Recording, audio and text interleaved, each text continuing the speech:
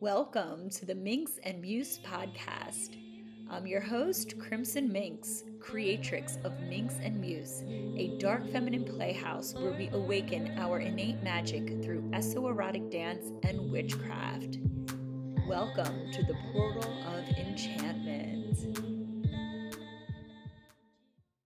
Welcome, Laurel, aka Ooh Lala, to Hello. podcast. How are you? I'm so excited to be here. Oh my goodness, we're so excited to have you. This is Laurel's first podcast. We're popping share.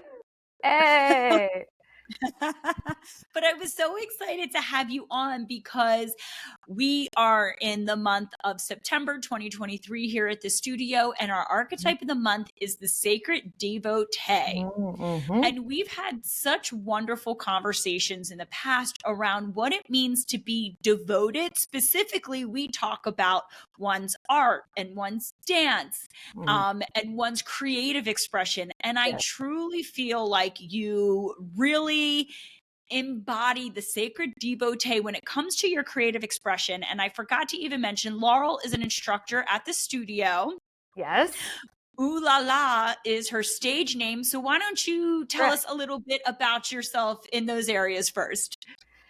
Well, I've always been an artist, singer, dancer, theater kid, and I majored in ceramics in college. But prior to that, I did the classical dance, upbringing, tap, jazz, ballet, lyrical, what they call modern now, and such. And then I focused on more creative arts when I went off to college. I really like making things with my hands.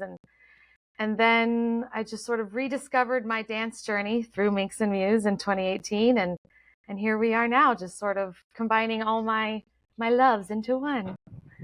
Yes, you are, not to blow rainbows up your ass, but you are a beautiful embodied dancer and mover. And I know that you hold beautiful space within class as well, which is hard to find, people who are able to do both.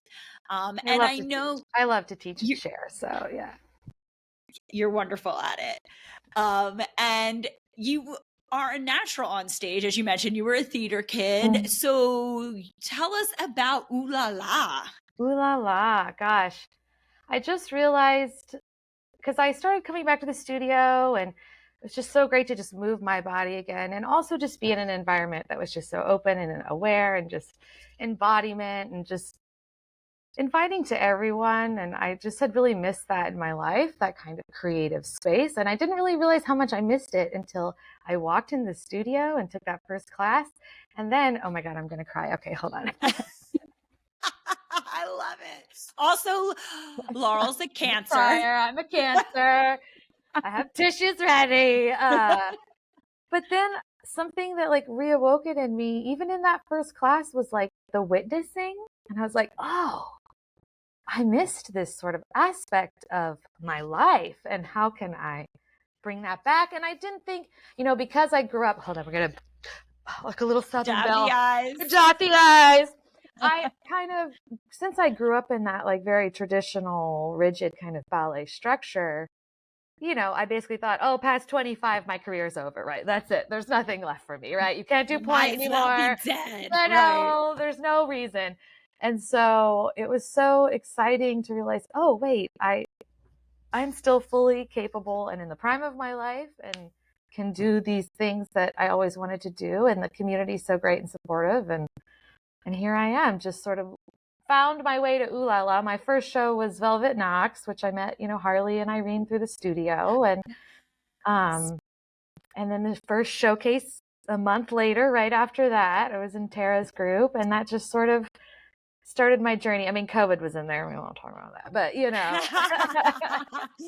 the olden times, and the time that shall not be mentioned. Yes. Yeah.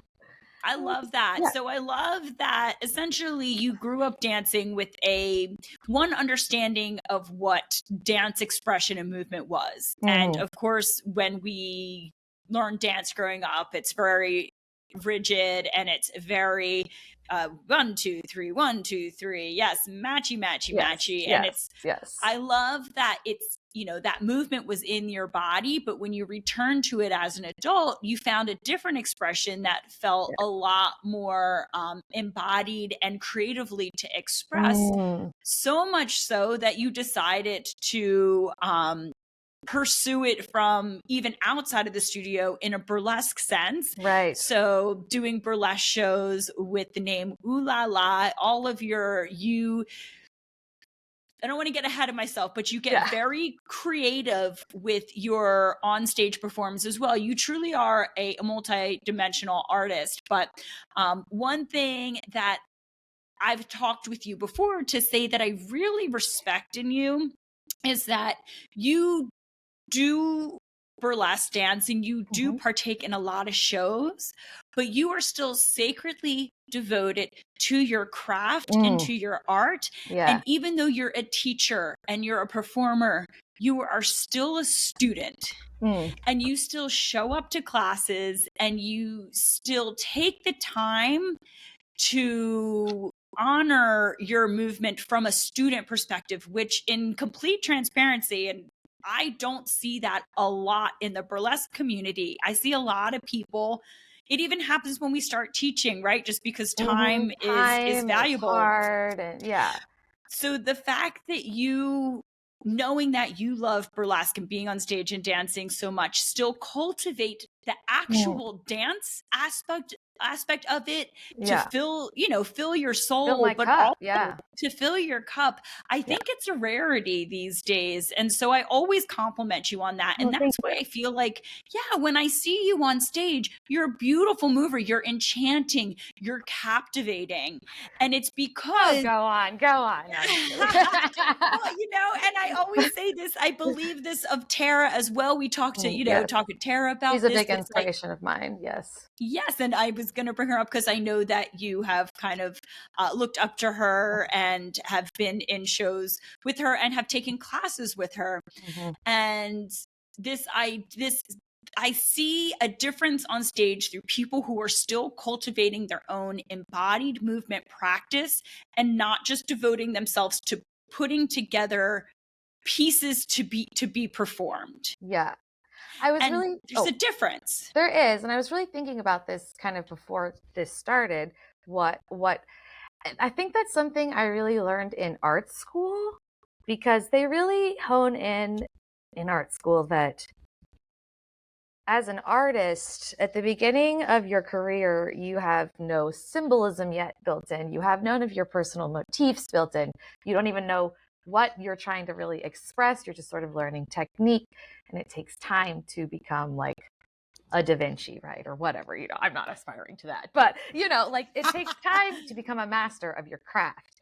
And the act of making the thing is the point of the art, right? It's not even we're going to gather ourselves here. You can cry. It's not devotion. It is devotion. It is, because it's a lot of times, a lot of artists out there, their stuff is never even seen, but they have this drive to make something. And that's inherently kind of what I really thrive and what gives me like the passion to come to class, because I hear new music, or like I took striptease with Maria and she did this cool thing and it was like, oh, I wouldn't have thought to do that, right? And it just kind of gets me my juices going, because I like the practice of the ritual, the practice. And it even it translated to, okay, now I'm in the ceramic studio and now I've got my clay and I'm going to make stuff. Or,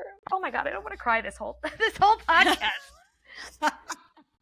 Or I just love the sweat, the late night practices, the research, the development, the sketching the costume, the making the costume, the remaking the costume, that gets me going. And then the performance is the culmination that I get to now share with everyone. But there's so much backstory that really is why I do it.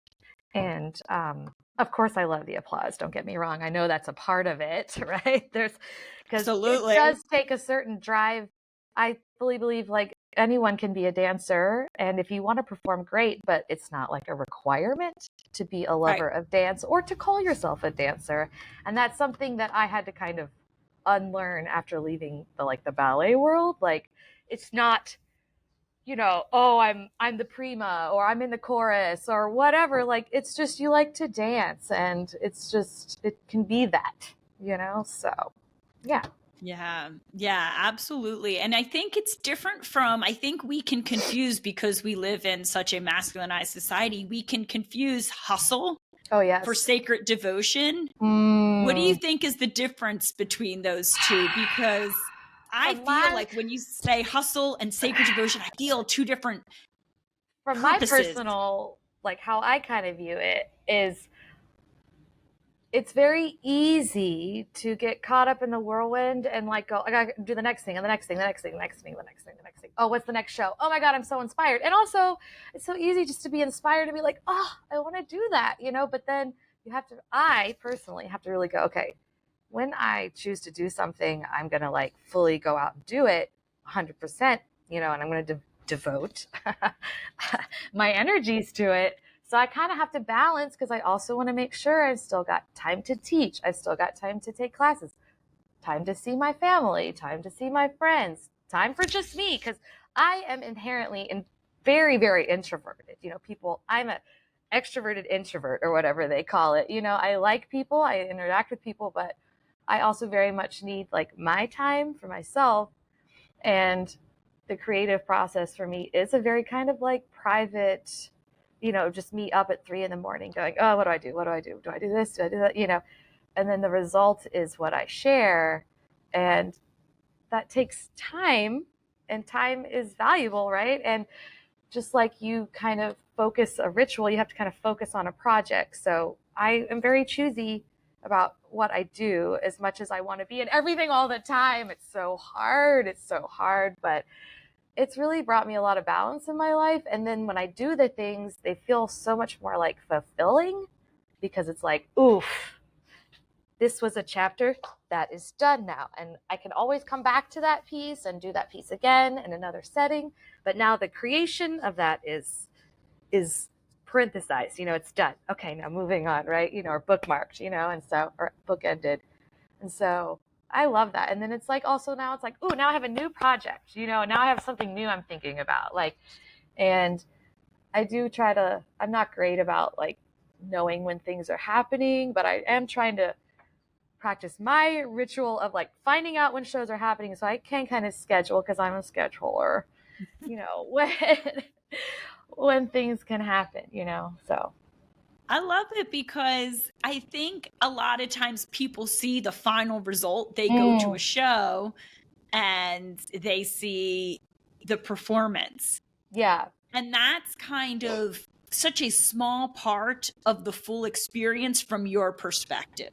And that's another thing I think about with sacred devotion. So much of it happens that no one is ever aware of. And, in a time where we share everything on social media, I think people forget that we have these private moments, or we have these deep, soulful moments when it comes to things that we're sacredly devoting ourselves to, that are no one but ourselves are going to be aware of. It's that long process of writing and rewriting and throwing in the garbage and coming up with something new, and the hours of sewing or painting, your pieces, and looking at your dance from different perspectives, and everything involved with it, right? And I think people get really sexually allured to the idea of being a performer, and being oh, I'm going to be on stage, everyone's going to be cheering for me, and I take classes, and I could probably throw this together and put on a leotard and do this and you can tell the difference between someone who's devoted themselves to a piece and someone who is just showing up because they want to be on stage, which I don't mean to be triggering anyone or upsetting anyone in this. That's not the intention. What instead I'm trying to do is call to light a different option that I don't think people talk to about, which is like the idea of sacredly devoting yourself to your art, and how Developing that a can be. craft, it's like Yeah. it becomes a practice. The practice is the devotion, the practice is the ritual. And also, I wanted to say, like, so much of what this is, even with the artistic process, happens in here, even with sacred devotion. So it might not even be something necessarily that you write down. It's just a process that, and then in the process of going, okay, well, I recognize this thing, I'm going to react instead this way. Or I see this thing, I'm going to do this thing instead. Or now I want to try this thing instead. Or maybe I'll try this avenue. So much of that is decisions made in your head. And then the devotion is then going, okay, well, now I have to put it into practice. Like, and that is, the first step is, for me, God, it's the hardest thing, but it's so vital. It's so vital. And yeah, I just want to encourage anyone out there that's listening to just try, just do it. Just do it. Oh my God, the tears are constant. It's really annoying. No, you're great. It's the magic of as is within, so is without, right? It is a way of manifesting a concept or a vision in the 3D world. And that's not easy. And I don't know if people get enough credit for that, because everyone has ideas. It's easy to have ideas. Oh, I could do this. I would do this. And it's also to have an idea and half-ass pull it off. Yeah, I mean, and that, when you're at the beginning of your journey, that's fine too. And like, that could be your journey the whole time, right? But for me personally, I like to go deep. I like to go deep. If I'm going to do something, I'm going to do something. I don't know if that's the Italian in me, like we're passionate, like let's do this. If we're going to do it, we're going to do it, or what. But there is, it takes, if you want to hone a craft, it takes a practice, right? Like you have to, if you're a musician, you have to play your scales over and over and over and over and over and over till it becomes this inherent thing that's part of your muscle memory. It's embodied, it's encoded. And this is across same with everything. Dance. Yeah, you got to do the moves over and over and over. Yeah. Yeah, we always talk about that at the studio when people will be like, oh, I got this move, now what? And then we're like, okay, well, you are not done with that move. You have just scratched the surface of that move. Yeah. Do it again. And now do it slower, do it with different intention, come out of it differently, go into it differently, do it in reverse. Now do it with a different emotional expression. Like that is the devotion versus the hustle culture to me. It's like, check it off, check it off, check it off. Yes, 100%. And it's, that's so overlooked. You're right. Because, we're so like, also, I think it's just inherent to capitalism not to go, but like, I was thinking I need to produce something. I have to have a product. I need to have a product. And whether you're selling it or not, it's everywhere. It's in us. Right. So letting that kind of go and just going, oh, okay, well, now how can I do a dive? I'm always trying to do dives differently, get into dives differently. I love dives. It's one of the first moves I learned. And it's like, I never get tired of dives. It's a floor work move for anyone who doesn't know. Yeah, it's a floor work move for anyone. But there's so many ways you could dive. You could dive on your side. You could dive. I mean, it's just endless. And then again, for me, it's like people are like, well, how have you developed your style? Well, because I play. I play in class. And that's how I figured out I really like to do this when I crawl, or I really like to do this when I dive, or it feels really good in my body to hair whip this way, or whatever. And you just have, it's the repetitive devotion that then leads to the ritual embodiment, and then it just sort of happens naturally and you don't even realize it. And then when you miss class, it's like, I need to move. Or even like, say you go for a walk every day, right? And then you don't do that walk, and then it's like, oh, why do I feel funky? Oh, I haven't looked at trees for a while. I need to go out and smell the fresh air, so it could be any kind of ritual that is in your life, your coffee in the morning or whatnot. If it goes off kilter, then you notice it, but you gradually set it up. And that's where you kind of have to like trick yourself a little bit, just kind of gradually ease into it. Right. In class a while ago, I can't remember what the monthly theme was, but one of the questions I asked for or no, it was when I led church. It was when I led church a long time ago. And one of the That's things another class we offer. Yes, on Sundays. One of the things we talked that came up was like, how do you develop a practice? And one of the pieces of advice I gave was, I read somewhere a long time ago, it takes 21 days to create a habit, right? And I was like, but it doesn't necessarily have to be every day. If you do it once a week for 21 weeks, then you have created a practice, right? Like it doesn't, or twice a week for 3 weeks, you've already started the foundations. And so, if you need something to kind of quantify, think about it. It takes 3 weeks to make a practice, but they can be spread out as long as you're just actively trying to do it and reminding yourself. And that, just that little thing. Now, I backslide all the time, like no one's perfect, but it's the act of just sort of trying. And consciousness and just trying to be present and just say, okay, well, this is all I can do right now. And that's something I always stress in Temple of the Dark Goddess, which I taught last night, that this class is here for you to move however you want to move. I'm going to give you a guide, but if you just want to sit in child's pose in the corner the whole time, you can. Like, if you want to be just slapping your ass the whole time, go for it, So I think that's what's great about the embodiment at the studio and the movement practice that you like share and teach, because it is like, you can really get techniquey about it if you want. You really can. And you just take a lot of classes and you can really just get into the technique of the dance, or it'll sneak up on you. Then you realize, oh, wait, I'm here for actually how the energy makes me feel afterwards, within it, and beforehand, so yeah. Yeah, it's kind of like when you're sacredly devoted to something, because we've been discussing this in the multiverse a bit already, this idea, the difference between sacred devotion and discipline and worship. And you know how we like to go real freaking deep in everything. So, but I love it. But, to me, I can be disciplined in a lot of areas of my life.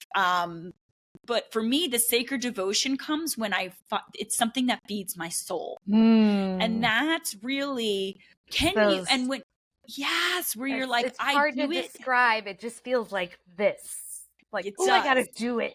I gotta do that. And until I do the thing, that thing is there. Like, you have to. Yes. You have to do it. Yeah, that's a really hard thing to like verbalize. Why, what makes it flip from just practice to then like devotion, right? It's because it's hard to get to that level of devotion unless you are really. It's hard. And 1 week you might be there and a month later you might not, so you have to kind of recognize that also in itself is part of the practice, that is part of the devotion, is that it's going to go. Yes, there's no linear. There's no linear time, really. Linear is a lie. Because, I think when it feels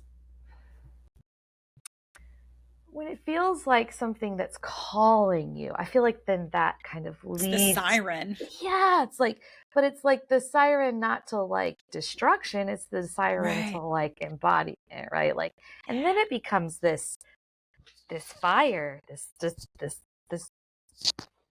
drive within you to go, I have to express myself. I don't know, it's sometimes I tell people when they're like, oh, I want to perform, or if they're nervous before going on stage or something, it's like, you are like 1% of the population right now. So many people like think, oh, I want to do this.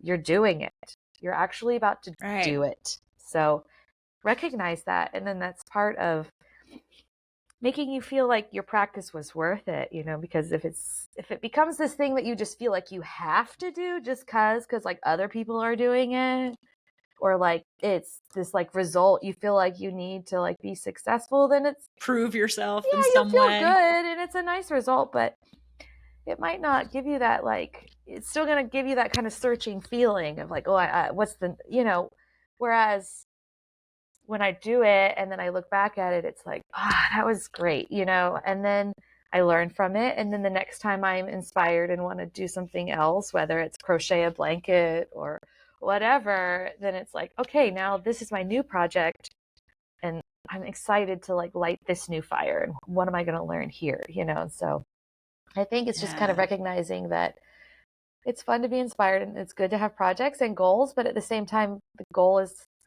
what is that? The The journey is the point, journey. not the Yeah. destination, to be a little cheesy about If it, you're but doing it's something just true. to the It's true. destination, what's the point? Like to just be like, I want to Yeah. get at the destination. I want to get, there's no fulfillment that Because comes then you're from that. there and it's like, okay, There's no now what? earning it. Yeah. Yeah, Right. okay, you did Because it. really all Okay. of the lessons Mm-hmm. and all of the growth happens during the journey. Mm-hmm. And Absolutely. so you kind of just stay stagnant.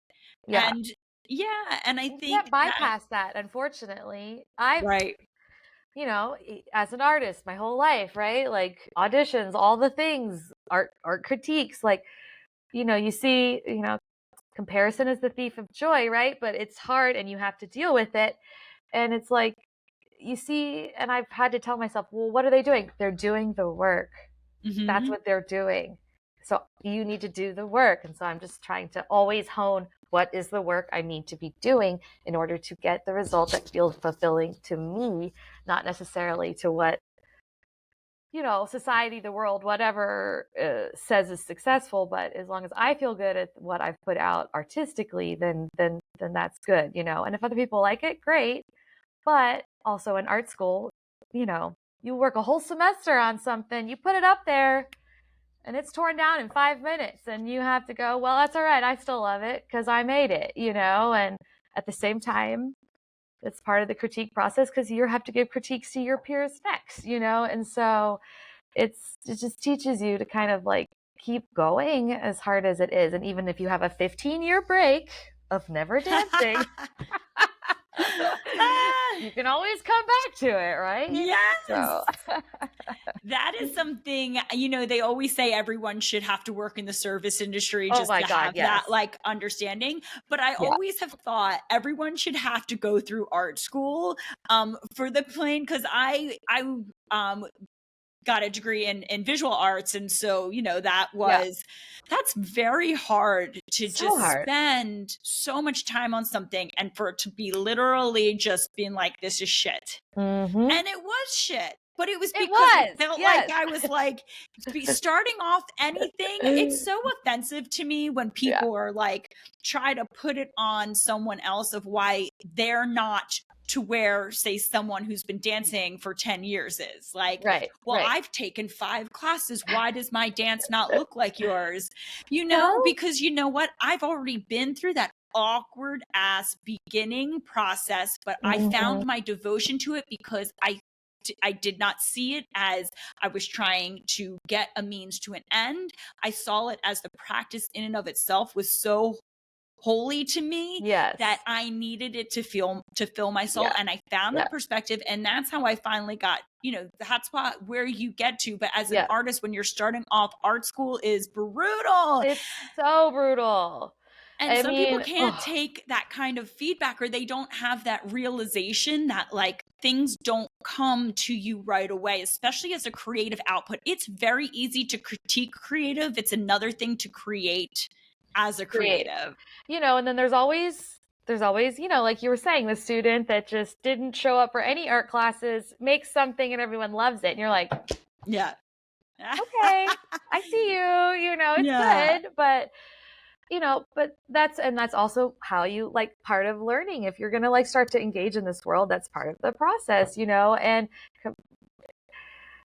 enjoy it, because you're not enjoy going to stick it with it if you don't. Yeah. That's the whole point of it all. That's bringing it back to the sacred devotion, is you Right. do it because you love it. Because I want to, right? Because I Yes. want to, not because I'm trying to prove something to someone else. It's not because I'm trying to reach this end goal. It's not for the gains, you know, the hashtag gains. Gains.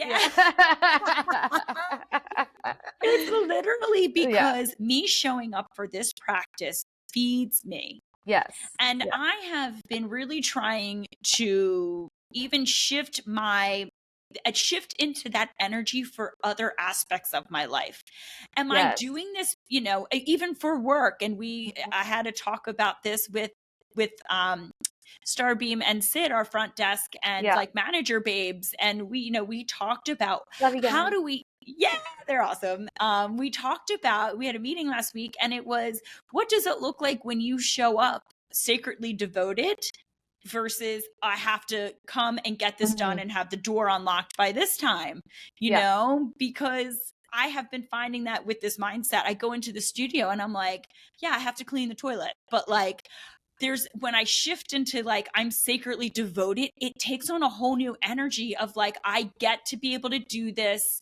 And I am so blessed to be in this space. And I'm so blessed to be able to show up and teach people. And I'm so blessed, from teaching to scrubbing the toilets, it's easy to say when you're doing maybe something that people wouldn't define as so mundane that you can consider sacred. But if you can scrub that toilet in an energy of devotion, which I have been doing since we started this archetype, it really does shift. So even you schedule yourself for a class, not because I want to gain this thing or I want to be able to prove something to someone, even if that's yourself. Instead of having to think about it like that, like a task, like a check off the list, can you be sacredly devoted and be like, I'm devoting myself to this embodiment practice that I'm so lucky to be able to that I have a body, that I have a body that is, mobile for this, that I have found this side, the sensual side of myself that I get to tap into. What if you look at it like that? Aren't you going to show up for yourself? Yeah. And it's not, if, you have to like trick your little brain and go, it's not an obligation, it's playtime. Yeah. Even if it is an obligation for you, because it is something that inherently needs to help you right now, right? Like you have to kind of go, but it's so worth going and just stepping into this space. And I always acknowledge every class. I try to acknowledge, thank you for just showing up. You did the work just by doing that. Whatever you do the rest of class is fun, is just winnings, right? So it's so key to just, I don't want to say force yourself because it's a choice. You shouldn't have to. It shouldn't feel forced. But at the same time, there's been times where I've been like, sad and depressed, right? And I'm like, ugh. But I'm like, you gotta go to the studio. You have to go take this class and you'll feel better. And I always do. And so you have to kind of acknowledge that there is it's a conscious decision.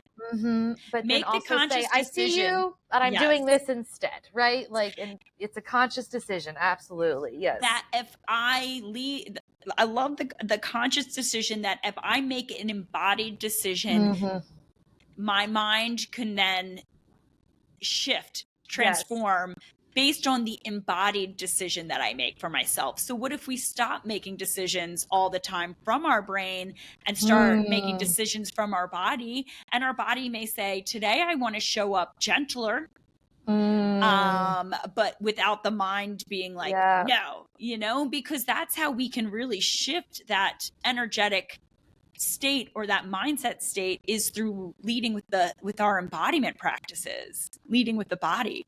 It's taken me personally a long time to even get there. You're making me think back to like, my first year at Minx and how I felt coming into classes and just everything that was going on in my personal life, and my relationships were shifting with my friends because I was kind of reassessing my own boundaries and how I was interacting with the world. And wow, you just brought me back. Yeah. And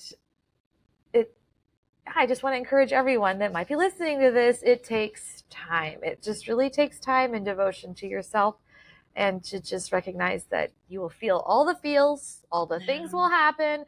And as you start to really become embodied, you'll have more and more challenges, but that's kind of also the point. Part of sacred devotion, and the chaos magic and everything is saying, okay, I recognize the chaos.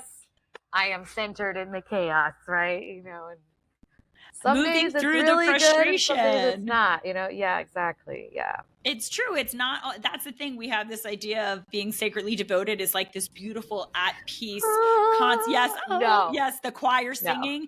It's choosing to move through the chaos. Yes. choosing to move through the frustration, choosing to move through the challenges, but choosing to do it because it's something that is worthy of moving through and not giving up on yourself or giving up on the practice for. And this is also where I think we find, did I start this for some external form of validation or for some internal fulfillment? Because I think about certain things that I've tried to get into because I thought, oh, this would be really cool, you know, and that I could not motivate myself to show the fuck up for. And it was probably because I did not have that soul connection. Whereas when something I know, oh my gosh, my dance, my movement, my creative expression in general is something that's very sacred to me. And so I always opt to, I have to remind myself, even if it's like, oh, well, you know, I'm in a shit mood or a stank mood or something. I know myself now from having committed to these practices that this is the way I shift, and that my commitment to this is actually going to be expansive in my life, in whatever my devotion is at the time. And it might seem like a trickle, like nothing's happening for so that is real.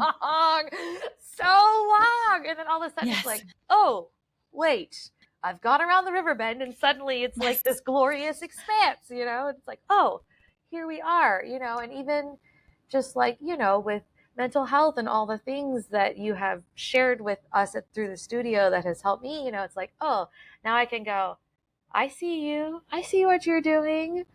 And instead I'm gonna choose to steer my canoe this way, right? And then that I know I can't listen to this or that or whatever feelings of insecurity or whatnot around my art, you know, because ultimately it's gonna lead me to where I will feel incredibly fulfilled. And you know, as a almost 40-year-old woman now, like I can see now like that is the point. Those shitty steps, those beautiful steps, those breakthrough moments, those unsew it and resew it all over. It's all for that feeling of like, I created something that has meaning to me, and I shared it, and people may or may not have liked it. Sometimes, you know, I like to push the edges, so sometimes my art is meant to make people uncomfortable. I'm thinking specifically about my medieval crimes piece. I told all the wonderful artists that were helping me, give them a shout out, Soft, Venus Fur, Karuna, Sid, and Starbeam, our two front desks. You know, I was like, if they're not clapping for us, that's good, because they should feel uncomfortable. This is actually a moment where I want people to be uncomfortable, you know. And so, and when I go back and I watch the video, like, they're not really clapping or you're cheering. Like this. Your jaws dropped. Yeah, because it's like, should we be watching this? And then when they know they can cheer, it comes in and it's like, oh, you know. So I think sometimes you just, have to live in that uncomfortableness in the devotion as well. And recognize, even when you're in it, crying or whatever, like, okay, even if you can just take 30 seconds to go, this is meant to be happening. This is part of the process. I have to acknowledge it and just keep pushing through. And then there you go. So I could talk about this for hours with because you, it's, I know, I love it, because again, it's the process. If it was just that ultimate one time on stage, you wouldn't have, it would mean nothing.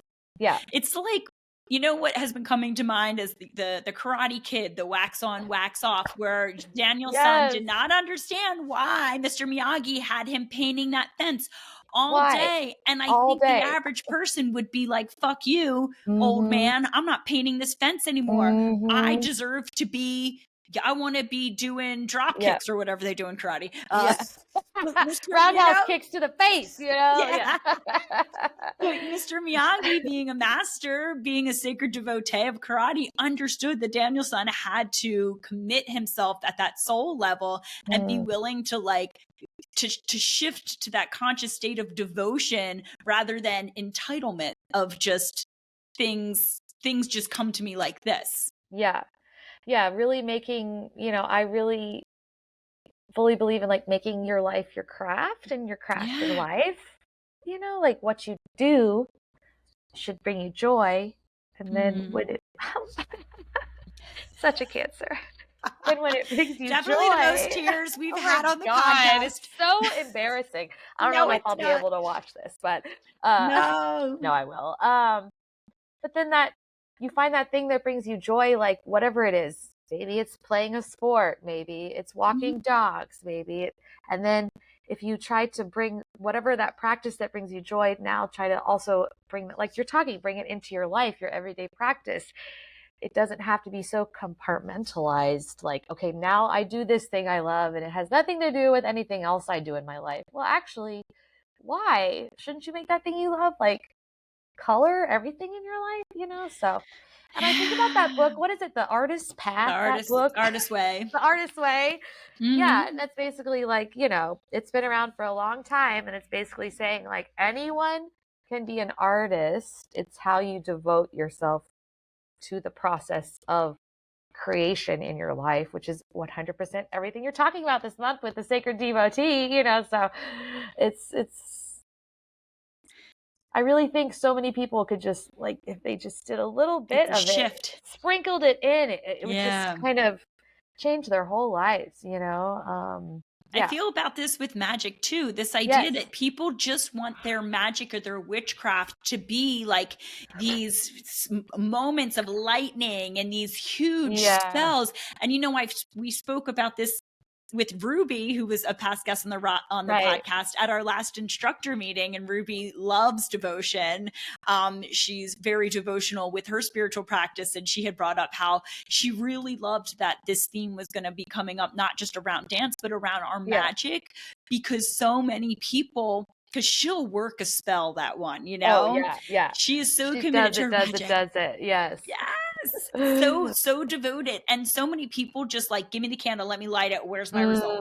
And it's like, but where is your devotional practice to your ancestors, to like your daily energy, to your consciousness practices, to just like you're learning the craft? Like, it's not just the spell, it's the lifestyle that goes around it that makes you a devotee as a witch. And I think that, again, I was thinking consumerism, it's something that's missed. Let me get the t-shirt, let me get the spell kit. Yeah. Let's fucking do this. Got the thing now. I'm good. Done. Yeah. Well, and back to kind of like, you were talking about like you rewrite, you rewrite, or so much you is internal, it. Oh God, there's so much I want to say. I don't even know how to focus my brain, Yeah, it becomes, oh my gosh, I don't know. If you don't see it as a sacred devotion, it will break you, and it will make you angry, and it will make you depressed, and you will give up. Yes.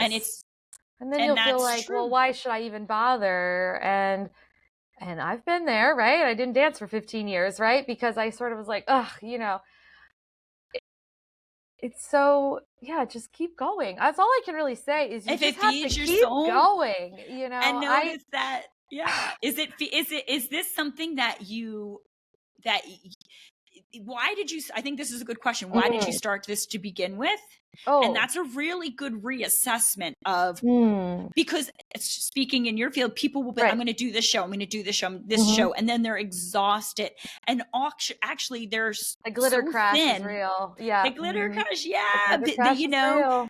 And they're spread so thin that they actually don't get to devote themselves to any one thing. So it just feels like a hustle instead of a devotion. And you have to go back and remind yourself, why did I originally do this? Yes. And where does my soul crave to exist within this? What brings me joy? But it's almost beyond joy. And what brings me spiritual choice. expansion? That can feel very scary sometimes. Like, oh, I actually do then have to do this thing I really love and not just think about it anymore. And, I really try to constantly remind myself there's plenty, it's enough. Yes.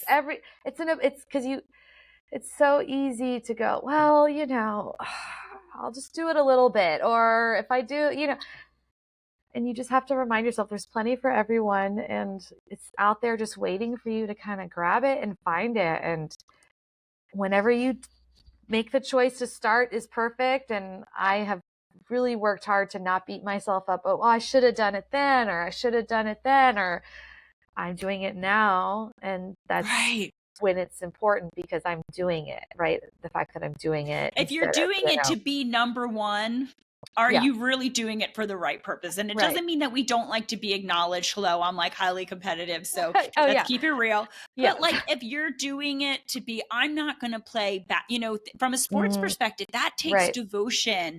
If you are only going to play basketball if you are going to be the number one draft pick or whatever, I guess that's how they do Right. that. But like, Yeah. how can you ever know that? You Yeah. know? And so you have to just know you may never be the best and people may never know you exist. And if you you should still want to do it for the devotion of it. Or for the love of it. Yeah, exactly. Not for, Not because And your if the other parents is things, forcing you, right? You know, Right. the cliche, right? Like stage mom or Stage mom, whatever, you know, like, yeah, if it's something that you actually love, like what even small steps, I mean, Yes. basically I Googled studios like S Factor in Austin, right? And I found you. Is that how you did that? That's how I found you. And then it started this journey that I'm on, and I could have never anticipated that Google search result, you had only been open like 6 months or something like that, you know, would have put me now here, popping my cherry on a podcast, you know, talking about how it's just, you know, changed my life, and it can change yours too. Not to be like a salesman, you know, but really, if you just show up for yourself, even just 5 minutes a day doing something, it will just start to create a snowball effect, you know? It's okay that if it is a small devotion. Totally. But to me, I really think what's been clicking so far this month is this idea that it's okay that the progress can be slow and the progress doesn't need to be linear and there could be backpedals, but there's something about the devotion in and of itself and showing up and doing the thing that is really the gift in it all. Yes. There's no better. You just said it perfectly. I mean, it is a gift for yourself, an investment in yourself. If you're not like, you know, if you need words to kind of make it feel, it is really truly an investment in yourself and kind of your life and your joy. And when you can't think of what would I be doing instead, right?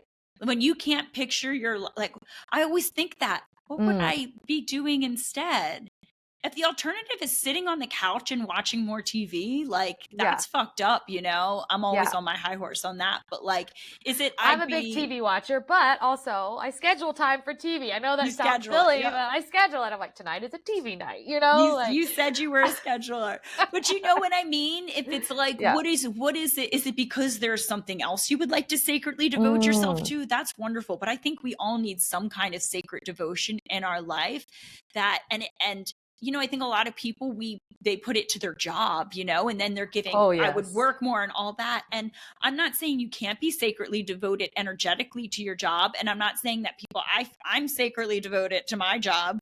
But that doesn't have to be it. We forget as adults that we can have hobbies, that we can have passions. Like, you know, where I have not been, which I feel like this is a sacred devotion, is the, Cathedral of Junk. I would love to go to, because that is sacred devotion. If anyone's in Austin, I'm sure many people have been. But the idea of, I used to live in Baltimore, and there's a museum there called the Visionary Art Museum, and it's all art by untrained artists.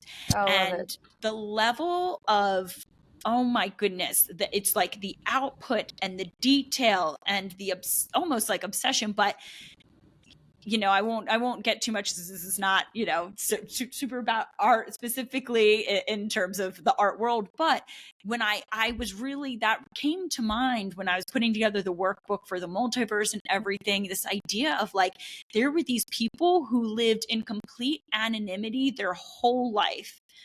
There's a man named Henry Darger. Most artists. That is most artists. I mean, let's get real. Yeah. You know? Who like, there was this artist, Henry Darger, and he was in Chicago, and he was a janitor, and he basically lived alone and just, you know, did his thing his whole life. When he passed, he had no family, and they found the most extreme volume of art that you could imagine that was on display at this museum. And I thought, things like that sacred devotion, things that like, I do this to feed my soul, not because I want to be in a Yes. museum. And it's not wrong to want to be in a museum. However, the journey to get to be in a museum is so savage and brutal that like you have to be okay with that maybe not happening. Yeah. And can you still commit yourself to it? Because Despite like we that. said, the process is the purpose, right? You made me think just now of like Van Gogh, probably one of the most famous artists in the world. No fame whatsoever at all in his lifetime. Poor classic tortured artist, right? But the amount of art he just produced was just insane. He just constantly output it. Not everyone can be Stephen King. Love you, Stephen King, right? Love you, Stevie. Insane amount of output, and he's also achieved success with it, right? That is not common. So yeah, are you outputting just because you enjoy it, right? There's tons of writers that are out there writing just because they like to write. And that is something else you were saying that made me kind of think about this devotee kind of motif is it really is about the internal practice. I know we've probably said that, but just to like hit it home, it's not necessarily about the external even practice or the product even. It's about I'm doing this because I want to, right? And something you said earlier about people's jobs, right? You know, people think that that's like what they should, you know, those external forces are a facet of yourself, but just not to say that's one facet of our life. Not what lights you up, right? And trying to find that thing that then goes, okay, this is really what lights me up in life. Maybe you like to barbecue. I don't know, you know, like, yes. And then you go deep into how to smoke meats, you know, who knows, you know, like whatever that is, find it. And then it will bring so much more richness to like maybe your shitty day job you don't like going to every day, but you know, okay, well, if I go to that job, it's going to provide me the funds to then buy that whatever massive piece of meat so I can smoke the fancy brisket, you know, like, or whatever. Like, so. And how can you find that devotion within the work itself? Like, oh, I hate going to this job, but can you switch it to be like, I am devoted to showing up for our customers today in a way that makes them feel really seen and held, because that actually feels really good to me as a human. And I think if we can switch our minds around things that maybe don't maybe feel that way initially, that feel more obligatory. And then all of a sudden you're like, I am devoted to making this the best day for this client that I have to deal with. And then all of a sudden you show up in different energy. I just want to give snaps to that because I saw this therapist, God, I can't remember her name now. She was on a podcast and she was talking about how toxic it is in America. I don't want to go too political or whatever, but to feel like you have to love your job, right? And your job is like your life. And like, no, you don't have to love your job. Maybe you're just a server and you just show up and you get your tips and you're fine. And you have your life, right? This idea that you are defined by these external things is this kind of like fallacy we've all kind of been tricked into, and it's disappointing when that doesn't happen and you feel like a failure. Right. We're breaking apart. And you're not. Like toxic, masculine. You know, the whole point of the dark goddess is to like, you know, bring out this sensual sorcery and everything and kind of say, no, this is how I want to define the world. And yeah, there's those systems that exist, but I can work within them to change them. I don't have to work with them, whatever, you know, however you want to come to it as your practice. But it was just, you're really reminding me with this month of, I just thought of that because it's like, yeah, you don't have to, if you find that thing you love, then maybe if you don't like your job, it doesn't become so heavy on your life because you have found these other things that bring you passion. And maybe you eventually choose to get another job or you stay in that job for whatever reason, but you find the flame, I'm doing this a lot, the flame within you, you know, that's going to give you that craft to devote your life to, right? That practice to devote your life to. And then those other things you notice kind of they're a part of you, but not and so you learn how to see them differently. When you learn sacred devotion, you can apply that to other areas in your life. 100%. And you know, I've mentioned this before, but this idea of I'm always really wary at the studio. I understand we are people's hobby. So I always want to try to support people to say, hey, don't you have a job, a family? Don't you have these like obligations that you have to show up for that are like obligatory and that you perhaps add a lot of stress to your life? Wouldn't it be nice to choose to view your hobby in a way that fills you up energetically instead of puts more pressure or more stress on your life? People can't conceive it. We live in such a hustle, achievement-based society that people can't have hobbies that feel good.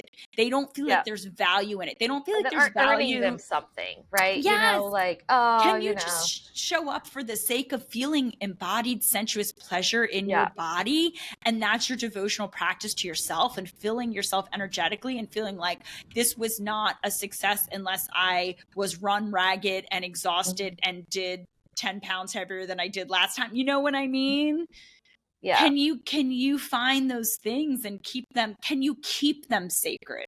Yes. Instead of having to turn it into like a mundane obligation as or an so eBay many other store, things in this world or something, you know, like it doesn't have to give you a result, you know. And I think this goes back to like you were talking, like just signing up for class, just signing up and showing up and expecting no result. Maybe it's a challenge if you are listening and you are a results-based kind of dancer, which is fine, but maybe challenge yourself to come to class and not have any expectations of what happens, what you're going to do. Maybe try not to think about, I want to do this move in my freestyle or whatever, and just try to come and see what happens. And I always tell people in House of Venus, you know, before the orgy starts, like, this is your place to be weird. That's a dance orgy, in case anyone's worried. We're not having sex orgies in the studio. Because Tara the police after us, Laurel. No, dance. Because Tara is what we call our freestyle dance. We call our freestyle dance, yes. The freestyle orgy. Because Tara used to say it, and when I took over House of Venus, I was like, I want to continue to say this, is that if you haven't done something weird, have you come to class? You know, have you participated in a freestyle orgy? You know, so just, and I know JoJo will make it weird, you know. Too. Yeah, JoJo stresses that too. She teaches a class called Archetypal Alchemy, which is all about that, which is all about just coming and expressing and allowing yourself to get a little weird, and is a great space holder again with this idea. Can you just allow yourself to not have to do things perfect? Can you allow yourself to express for the sake of expression? I love that you remind people of that. Yeah, and there's like a childlike joy to it, you know, and if you can kind of tap into, that's something I've been sort of practicing lately just for myself. Like, who was I before all the shit happened to me? Right? What did I like to do? Well, I like to draw. I like to dance. I hung out in my backyard. I sang a lot. I pretty much sang all the time as a child, probably very annoyingly from my parents, but you know, and what are those things? Like, so maybe think back to like, what did you like to build with Legos? Well, maybe go buy a Lego kit for yourself. You know, it doesn't have to be a big thing, or you have to be in the perfect state or whatever, you know, just sort of think back to what used to light you up before adulting happened, right? Can I tell you a funny story? Because I did something where I had to ask my mom. This was years ago. I did a program and you had to ask your parents, like, what did you like to do? And my mom goes, oh, you didn't really like TV. You didn't really play with dolls. You really just like to change your outfit and clean your room. Love it. And I was like, okay, that's so Virgo of you. We're in such Virgo season right now. I know. I was like, that is very much me. Thank you for acknowledging. And, you know, having never wanted to be like, have children or, you know, things like that. Like, ooh, that was authentically me. She's like, you never played with toys. You wanted to, you know, do these other active things, which is so funny. Anyway. No, I think that's true. And I think that if you're like, I love decorating and I love. And if you're struggling adornment. with the theme this month, maybe that's a way for you to kind of tap into, well, what is my sacred devotion? Well, what did I like to do? Yeah, I like to decorate. As a kid, I had Barbies, but really I was making them houses and clothes. I had all entire winter clothing line, summer Barbie clothing line. Ken had clothes. I mean, Skipper had clothes. I wasn't, of course I was doing kissy kiss with the Barbie too. Who didn't? But really, I was making clothes. And now as an adult, like I like to costume. Yeah. That was the electives I took in college when I had time to do that. Like I took at least 2 years solid of costuming classes. And, so in addition to my ceramics work, and it's something I do on the side as well. And so it's like, what is that thing? What did you do if you're having trouble tapping into the idea of like a devoted practice, or it's like, oh, I don't want to schedule, I don't want to be regimented or whatever. Well, just think about what did you play? What was your play as a kid? And how can I incorporate that right now in my present day? And if I do that regularly, could my play become my spiritual practice? It doesn't even necessarily have to be dance related, right? I know we're talking to that community, but it could really be whatever you want it to be, so yes. It's great advice. I think that's kind of great advice to kind of wrap up our interviewing with. I think we gave people a lot so of fast. My God. I know. Well, you haven't finished yet. You still have your wrap up questions, but I really I think this is really great, because hopefully people didn't find this as harsh or judgmental. They found it as really food for thought. And if anything did come up where people were like taking it personally, like it was never our intention. It was more just like, open your minds, open your minds I've been there too. I mean, we've all been there. We've all felt the feelings that might have been brought up for you today. Like we're all human, right? Totally speaking from experience, and I'm trying to tap into the energy, the archetype to its highest potential, and how can we pull that out within ourselves. And I always say these archetypes serve me so much, just as much as our students and everyone else in our community. And I take them very seriously, because I know that I need them just as much as everyone else. And absolutely, I need this reminder of patience and cultivation and soul fulfilling pursuits for the sake of the action, not the result, So yeah, and I want to give you props, because I've seen you hone your devotion, like having come to the studio since 2018, which is wild to think about. Yeah. I've seen you refine it and edit and just hone, and like the archetypes used to not be a thing, right? Like there was nothing like that. There was no multiverse, right? Before, you quickly pivoted in 2020 and stuff. And so like it's you've just really brought that practice not only to like your life, but the studio. And I just want to give you props for that too, because I could see where you would get, because it helps you focus your focus for the studio to have a focused archetype. I just said focus a lot, but and I think it's exciting for me to see that it's helped you in your practice too, as well as like just be a benefit in general. And people have really, I think, flourished having kind of something to think about each month. So I just want to give you props for that devotion. Oh, thank you. Yeah, if you're not devoted, you would close down pretty quick to be like, if it's just a money grab, or it's just I want to be, I guess you would see this with influencers or people. I want to be Instagram famous or TikTok famous or whatever, and it's like, you're missing the whole point. So yeah. And those people, honestly, that got influencer status probably didn't set out to become influencers. They were just doing something that brought them joy, and then it caught on, right?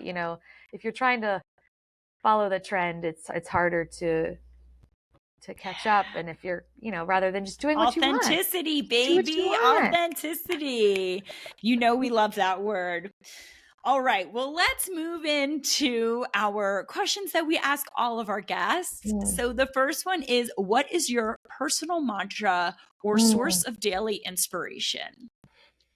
I really thought about this, because I like to generally have like a yearly kind of mantra that I kind of set at the beginning of each, new year. And this year it's been just do it. Just say yes. Just try. Because so much of my own personal whatever is, like, I have to have all these ducks in a row before this thing can happen. And it's like, no, just be messy and just do it. Right. And so something I just say kind of daily to myself whenever I'm frustrated or whatever is like, just just keep going, just keep going, just do it. It's worth it. Just do it, you know. And I know it's a little like Nike-ish. I didn't realize how much it was, but you know, in previous years, it's been, you know, keep things in perspective, right? Like, cause I had, you know, whatever, and I just like, whatever. But this year it's like, just try, just say yes, and just keep yourself open, you know? And so that's something I try to daily remind myself, like, okay, what are you doing today? Have you challenged yourself a little bit, you know? So yeah. Beautiful. Very powerful. I love it.